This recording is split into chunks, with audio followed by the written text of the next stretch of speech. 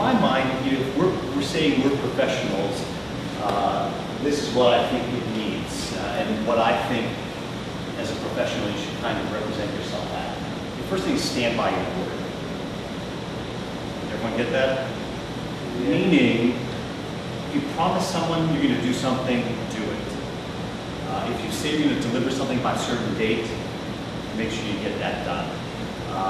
There's nothing worse than, you know, letting someone down, especially a client or a friend or family, whatever.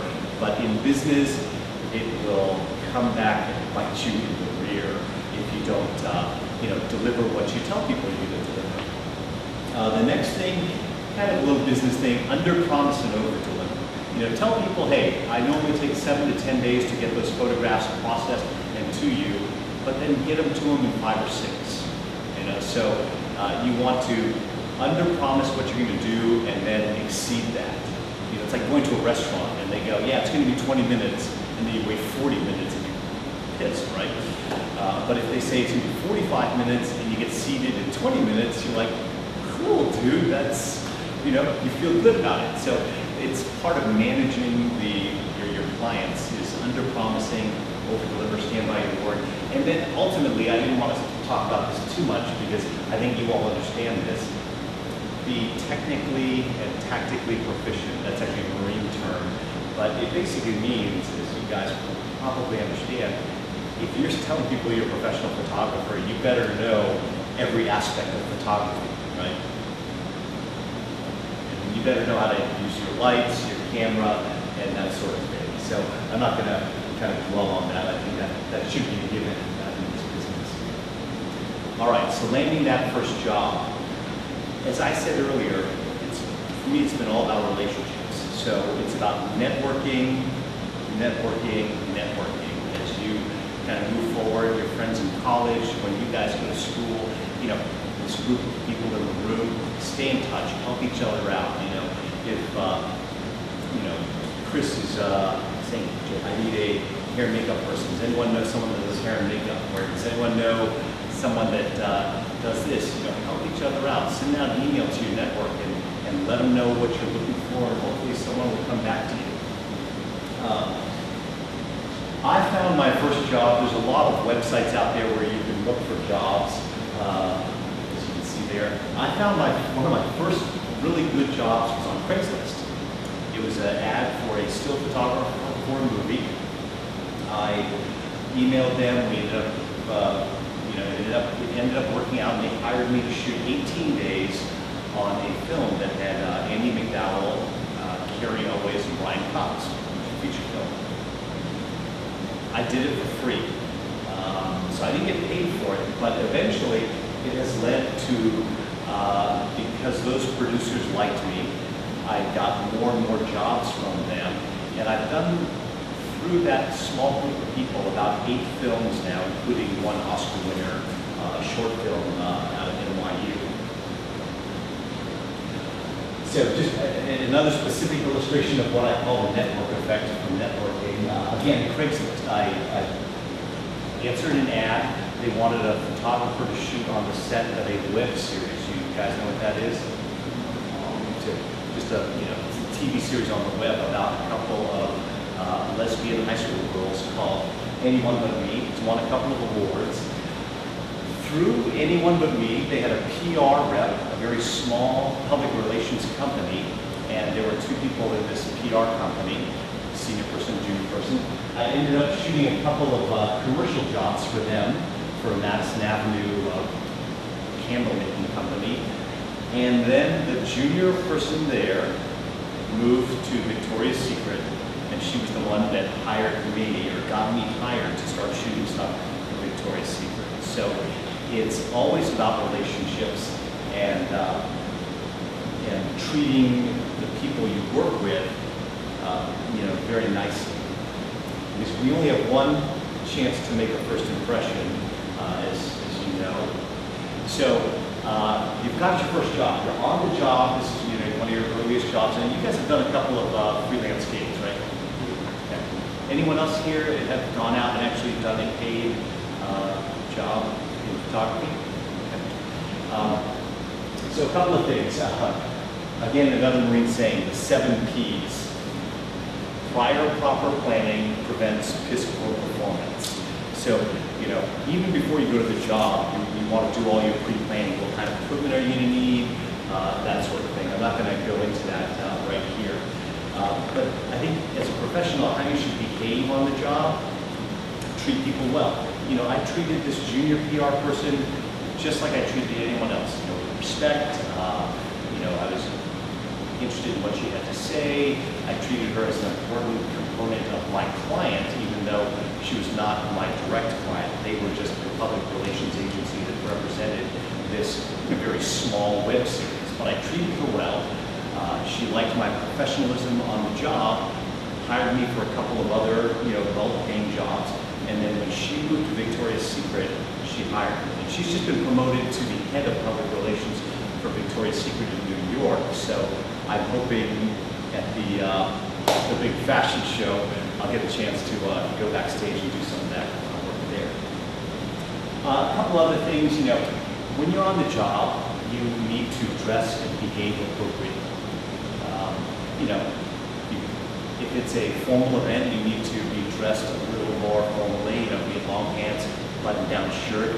I tend to go with the ninja look, which is all black. You know, it's just, I think it makes you don't stand out as much, and it's easier to blend into the background wearing all black.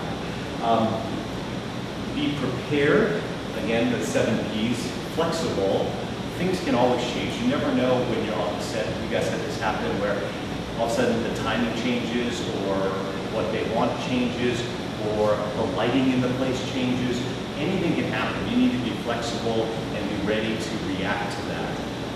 And then be proactive as well. Be on the lookout for stuff that potentially can go wrong.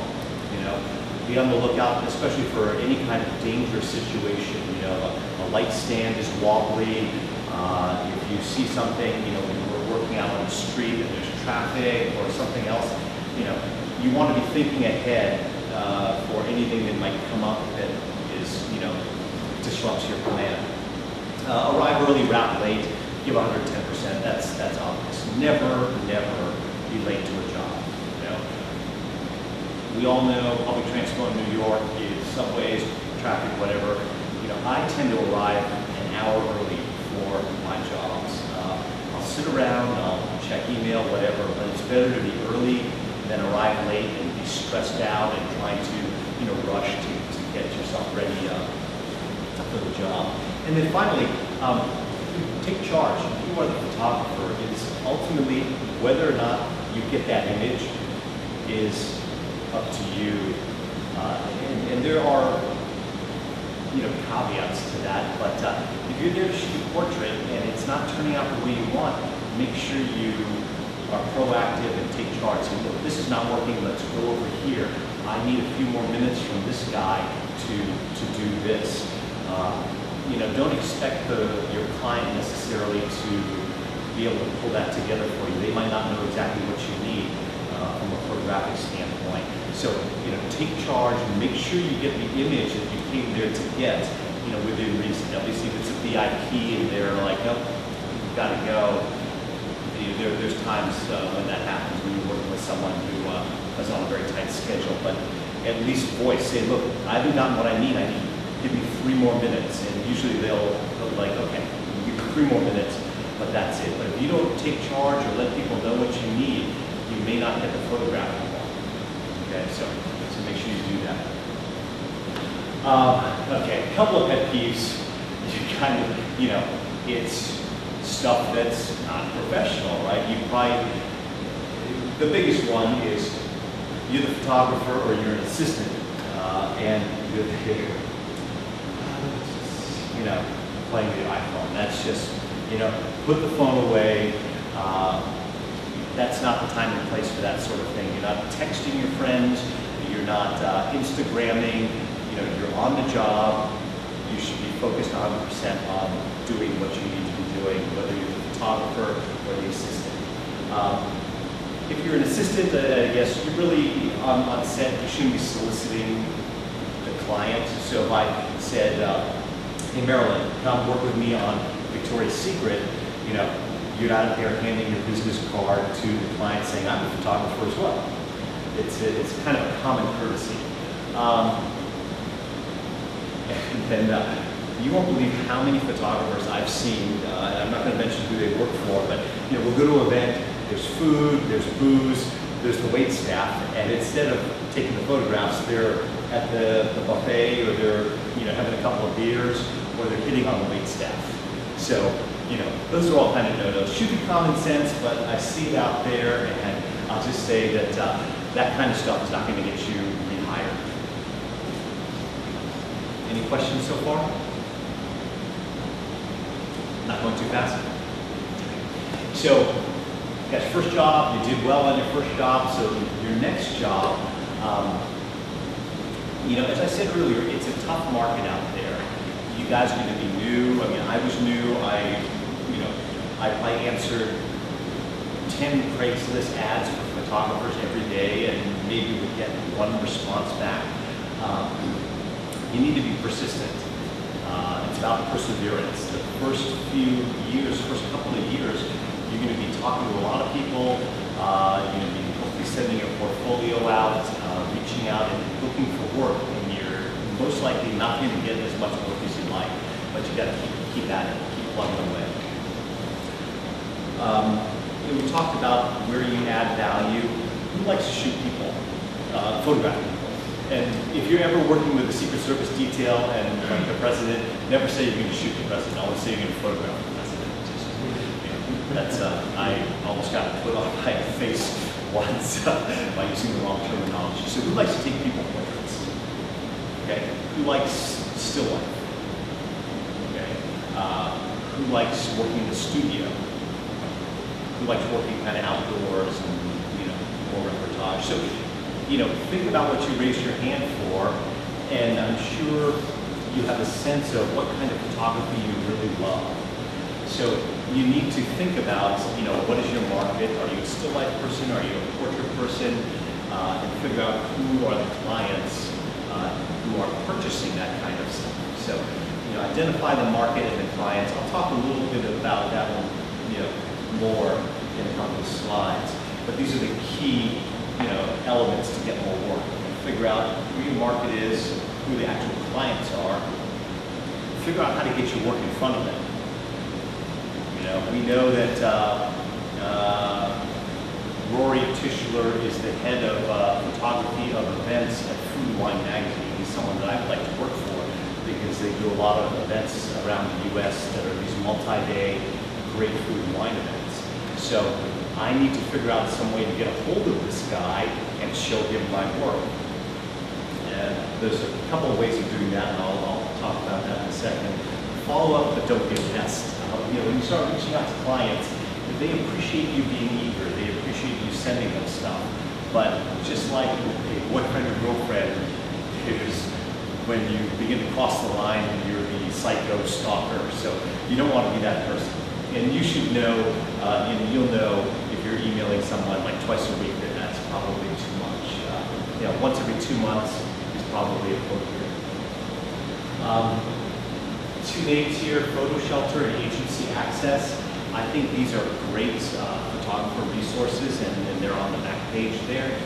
Photo Shelter, they host websites, and Agency Access, ultimately they help photographers reach clients. But both of them have great blogs that talk about the business of photography, how to put your portfolio together, how to put mailing lists together, and that sort of thing. Definitely check it out when you have a chance. So potential clients. Everyone know what these roles are? Right? So usually in a magazine or a publication, you have a photo editor and the art director. Those are the people you're going to try to get a hold of if you want to shoot for Billboard or Vanity Fair or Time Magazine, Surface, Nylon. And then if you want to start shooting ads and that sort of thing, you're really dealing with creative directors and art buyers. For a lot of the work I do, I'm working with communications people or public relations people, sometimes in the company, sometimes an outside agency.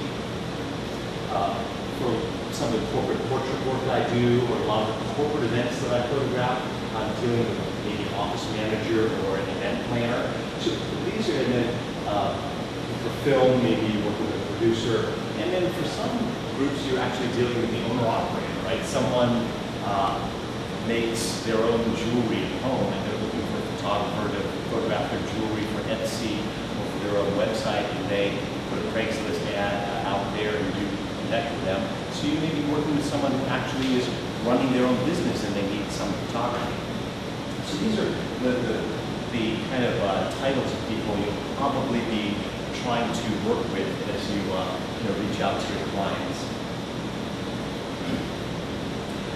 So marketing.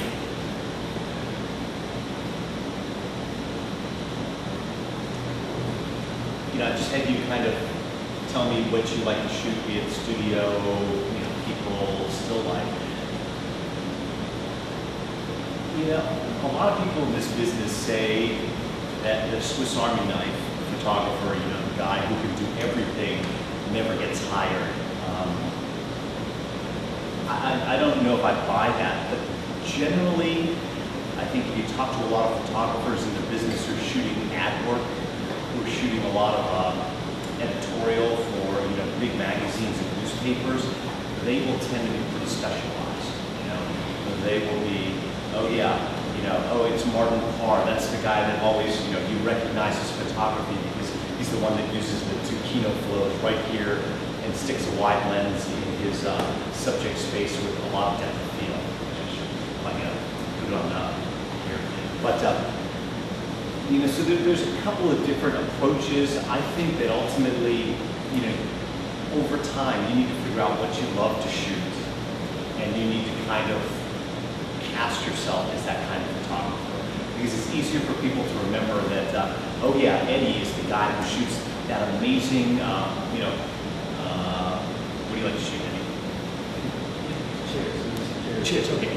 Eddie is the, he's the still life god of shooting chairs. So, maybe someone who's thinking of putting a catalog together, or a website where they're showing their furniture, or a design company or a magazine that focuses on design is thinking, we got to hire Eddie because he shoots those chairs a certain way, and you'll stick out in their mind.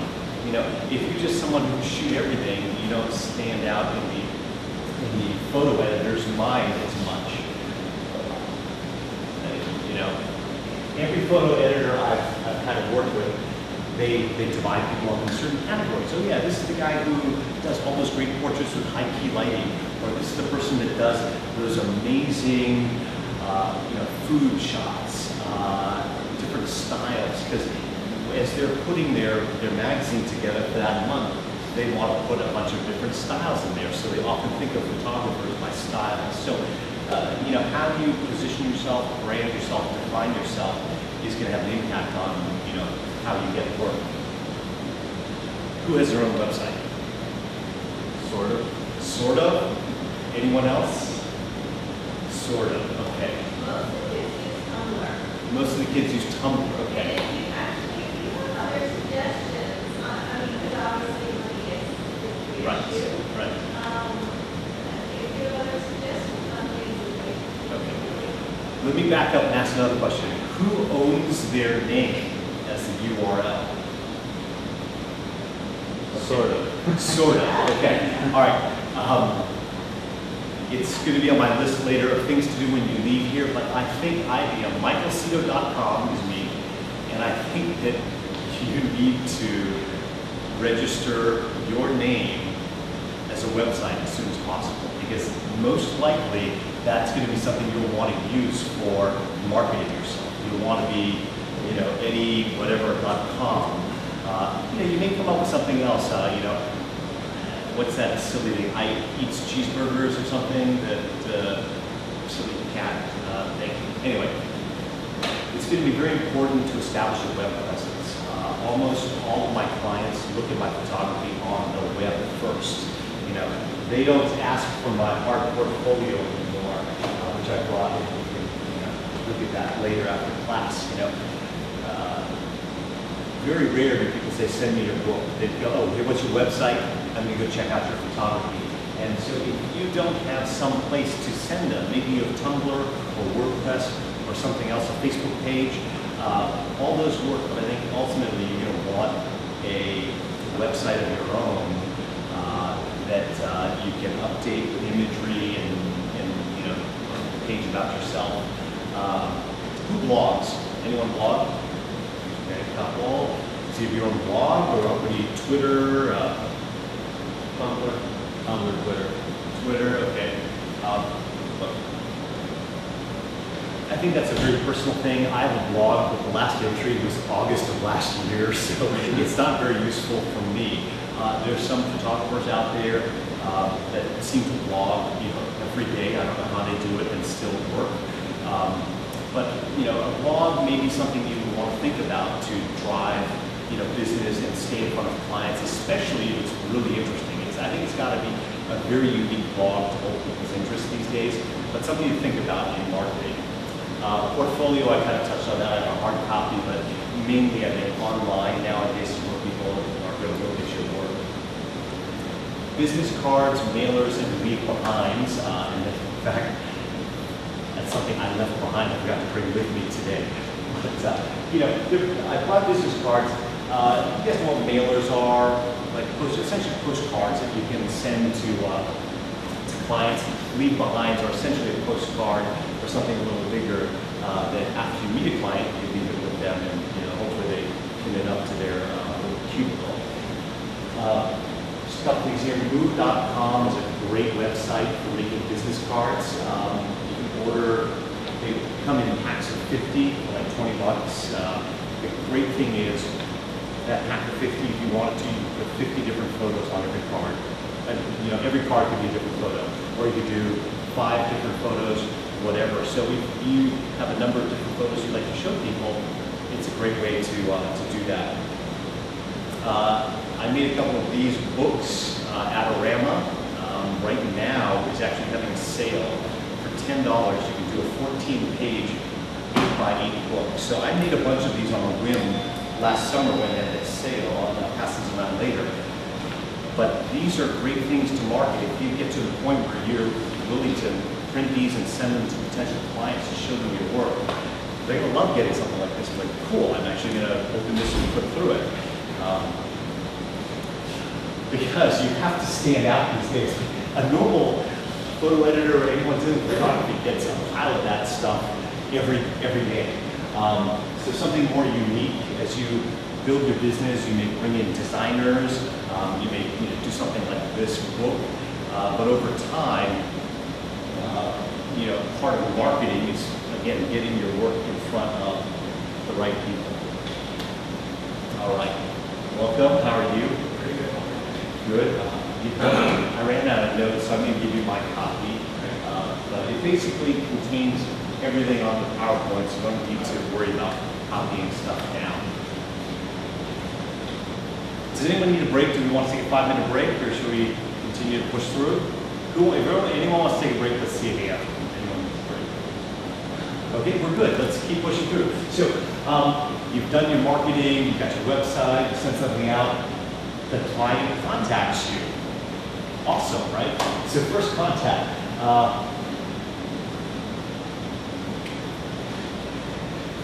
You know, you really want to figure out what do they want to get from you, right? They're going to call and be like, hey, this is Rachel Bean from Billboard.com. I'm a photo editor here. I looked at your website. I got your mailer. Thank you. You know, we're doing a 1-day behind-the-scenes shoot of Justin Bieber. Are you interested? I like your style. They'll usually tell you up front, but essentially, you know, that first contact, it could be an email, it could be a phone call. You know, you really want to use that to figure out what the client wants from you, because that's going to help you figure out how to price it. Don't disqualify yourself up front. The first thing you get that call, you go, I hate Justin Bieber. Or, no, I don't do that kind of work. You know, if you really don't want to do it, then that's fine. But you know, be cautious about saying, oh, I've never really done anything like that before. You know, don't take yourself out of the running right from the get-go. You know, when you're talking to a client, pull more information out of them. If it's not something you're comfortable with or have done before, it still doesn't hurt to really figure out what they want and then see if you can, you know, figure out a way to get that for them. This is something I will never talk to a client